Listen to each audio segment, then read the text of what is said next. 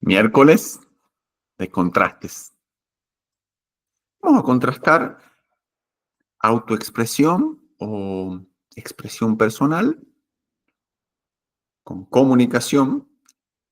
Y vamos a agregar también después, lo que viene después de la comunicación, que es en el budismo uno de los pilares del camino de los 8 pasos, es wise speech, que es comunicación sabia o correcta o justa. Comencemos con autoexpresión o expresión personal y comunicación. Autoexpresión es simplemente vaciar una taza de lo que siento, de lo que pienso, de lo que está pasando por mi mente, de manera libre en otros. Y quizás llamarla comunicación, charla, yo te avisé, yo te dije, yo te conté. Es simplemente poner, hacer visible con palabras y gestos y movimientos y silencios, porque también comunico con lo que no digo o con lo que evito decir, simplemente ponerlo delante de otro. Me gusta la idea de decir, es vaciar una taza con lo que hay dentro. Puede ser que tiro la taza, puede ser que con un poco más de cuidado lo sirvo, pero simplemente estoy sin un orden o un objetivo, muchas veces sin claridad, poniendo lo que estoy pensando, creyendo, sintiendo, mis miedos, mis frustraciones, mi entusiasmo, lo que yo veo, lo pongo ahí y lo vocalizo a otro. Comunicación, en vez, tiene la idea de asegurarse o tratar de hacer el máximo para que la otra persona comprenda, aprenda, vea, internalice cosas que yo le estoy comunicando. Esto no es una definición de diccionario o para agarrarla con un puño cerrado, es algo que puede ser útil. Contraste. Autoexpresión, largar lo que tengo. Comunicación, buscar construir en otro mi mensaje, lo que yo quiero decir, y que se construya en él. Wise speech, el tercer escalón, para llamarlo de alguna manera, va más allá de solo comunicación. Tiene un sentido de crear algo que es importante para mí.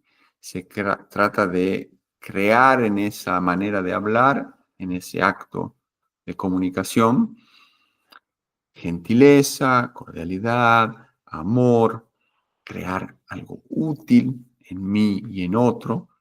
Es una expresión, una manera de manifestar mi modo de ver el mundo, de ser amable, gentil, de crear algo positivo. La comunicación, yendo hacia atrás, trato de crear, pero ser cosas muy útiles o cosas no útiles. Pueden ser cosas de mi ego o pueden ser cosas para el bien común. Todo entra dentro de la comunicación. Yendo hacia atrás, autoexpresiones, de alguna manera tirar ahí lo que me está pasando. 3 consideraciones que van a ser muy útiles en repensar este punto. Una es decir mi verdad. Decir mi verdad, hoy en día parece que la asertividad está como muy de moda, está muy valorada. Esta es mi verdad, esta es mi transparencia. Yo digo lo que pienso, no tengo miedo de decir y ser transparente. Está muy bien, pero no hay que confundir. Decir mi verdad no significa hablar de mi ego y ser desconsiderado, descuidado, o que de alguna manera se disuelve mi responsabilidad en lo que estoy creando en otro. Yo nunca tengo control de lo que creo en otro, eso no es mi campo, pero siempre tenemos mi intención y el impacto que causo. Yo puedo ver el impacto que causo. No lo puedo controlar, pero sí puedo ver y puedo regular.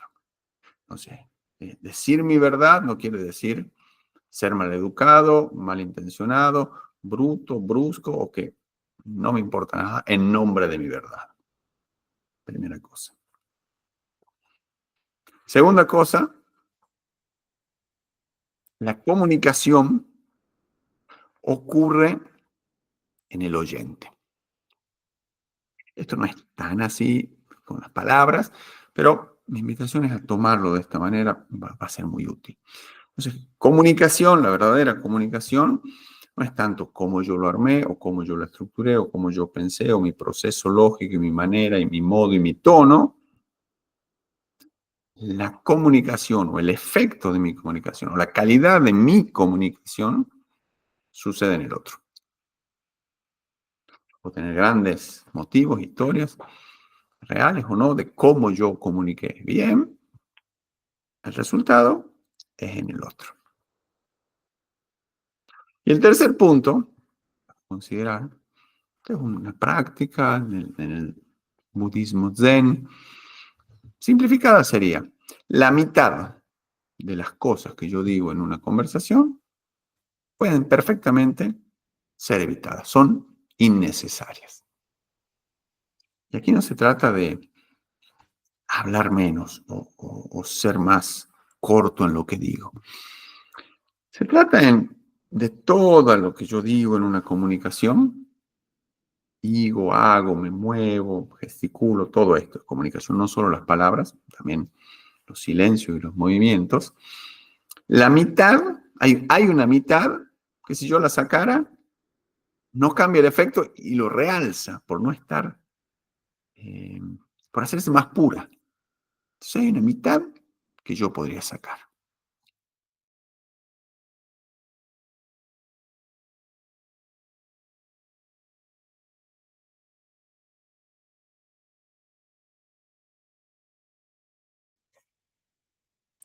Ahora, con un poco más de claridad entre autoexpresión, comunicación, vamos a ver un momento esta idea muy, muy importante en la práctica del budismo de comunicación sabia, wise speech, que es esencialmente esto.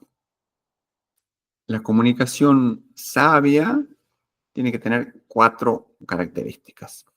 Una, primero tiene que ser cierto, tiene que ser verdad. Y aquí no se trata tanto de es verdad, es mentira, sino de encontrar la manera en la que yo hablo que encuadre en la verdad.